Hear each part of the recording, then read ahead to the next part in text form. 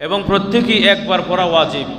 একবার পড়া কি ওয়াজিব? কিতাবে লেখছে একবার পড়া ওয়াজিব, দুইবার তিনবার পড়া ওয়াজিব নয়। অতএব কোনো বাড়াবাড়ি কোনো প্রয়োজন নাই, একবারই পড়ব, আওয়াজ দিয়ে পড়ব। মহিলারা বাসা থাকলে আস্তে আস্তে পড়বে, পুরুষরা জোরে জোরে পড়বে। কমপক্ষে এই 23 ওয়াক্ত প্রত্যেক নরনারী বালেগ পুরুষ মহিলার উপরে আল্লাহ পাক এটা একবার পড়াটা ওয়াজিব করে দিয়েছে। যেরকম সুবহানাল্লাহ। ونشهد أن سيدنا ومولانا محمد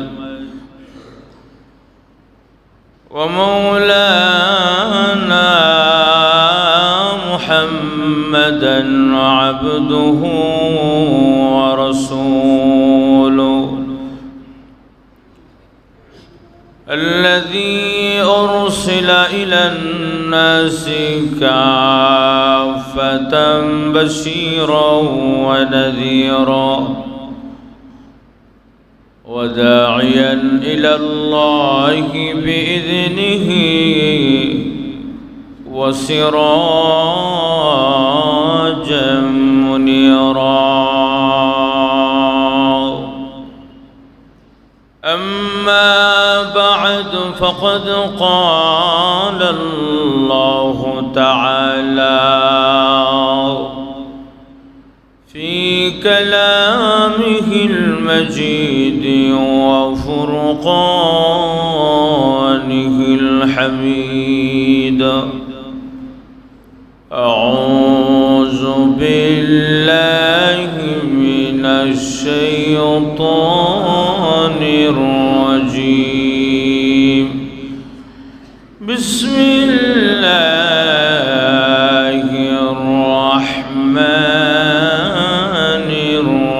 الرحيم.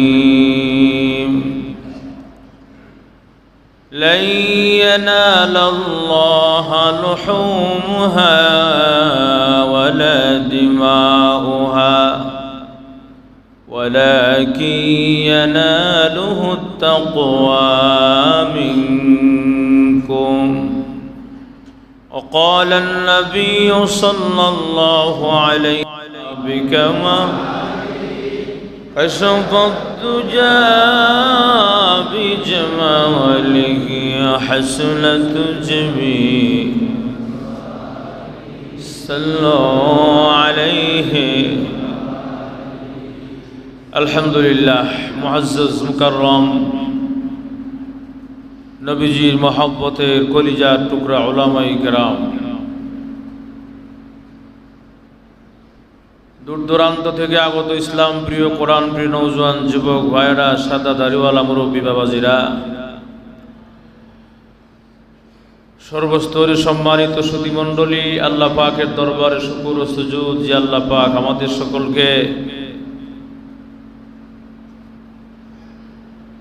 ঈদুল আজহার আগের জুমা অর্থাৎ কুরবানির ঈদের আগের জুমায় আল্লাহ পাক আমাদের সকলকে একত্রিত হয়ে আসবার, বসবার, শরীক হইবার তৌফিক দান করেছেন। এজন্য সকলেই মহান মালিকের দরবারে শ্রদ্ধা জনিত কণ্ঠে ঈমানি আওয়াজে আল্লাহ পাকের শুকর গুজার হচ্ছি। আলহামদুলিল্লাহ।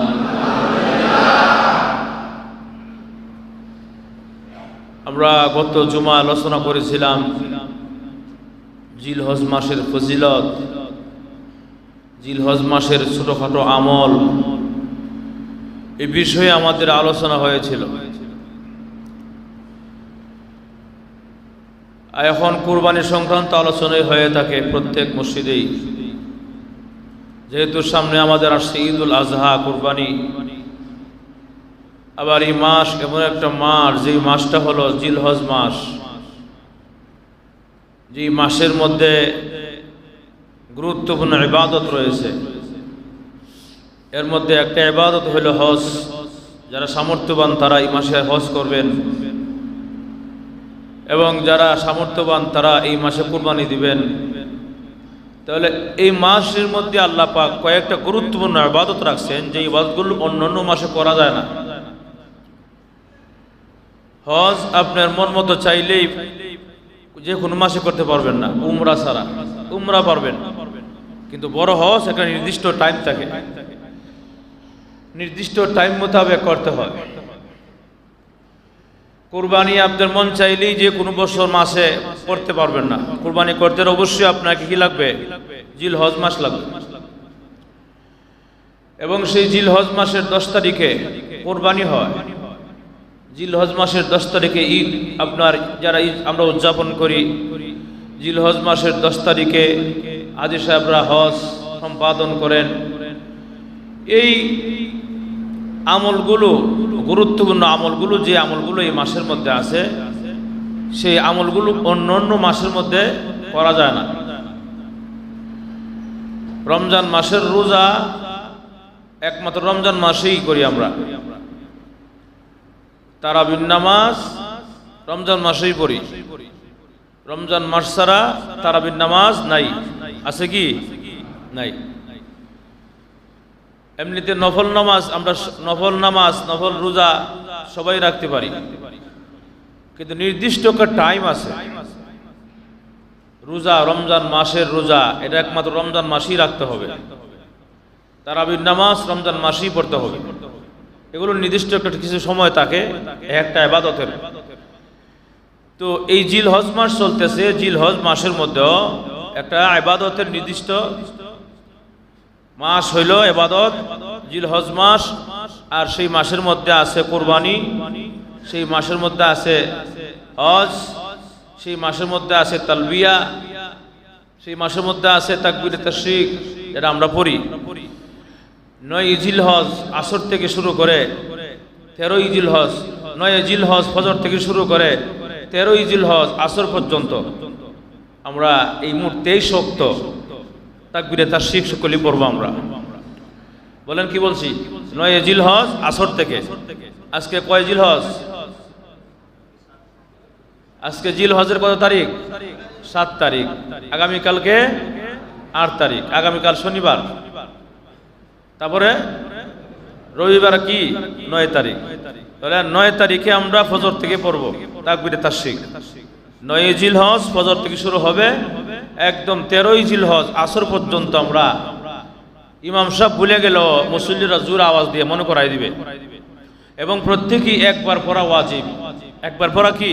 ওয়াজিব। কিতাবে লেখছে একবার পড়া ওয়াজিব, 2 বার 3 বার পড়া ওয়াজিব নয়। অতএব কোনো বারবারই কোনো প্রয়োজন নাই, একবারই পড়ব, আওয়াজ দিয়ে পড়ব। মহিলারা বাসা থাকলে আস্তে আস্তে পড়বে, পুরুষরা জোরে জোরে পড়বে। কমপক্ষে এই 23 ওয়াক্ত প্রত্যেক নরনারী, বালেগ, পুরুষ, মহিলার উপরে আল্লাহ পাক এটা একবার পড়াটা ওয়াজিব করে দিয়েছে। যেরকম সুবহানাল্লাহ। তাকবীর তাশরিকটা কি বলেন তো? আল্লাহু আকবার, আল্লাহু আকবার, লা ইলাহা ইল্লাল্লাহ, আল্লাহু আকবার, আল্লাহু আকবার, ওয়ালিল্লাহিল হামদ। এইভাবে তাকবীরে তাশরিক পড়া। আমরা গত জুমায় বলেছিলাম যে কোনো জায়গায় তাকবীরে তাশরিক পড়া, মানুষ জমজমাট আছে বাজার হাটে, তাকবীরে তাশরিক আওয়াজ দিয়ে পড়া।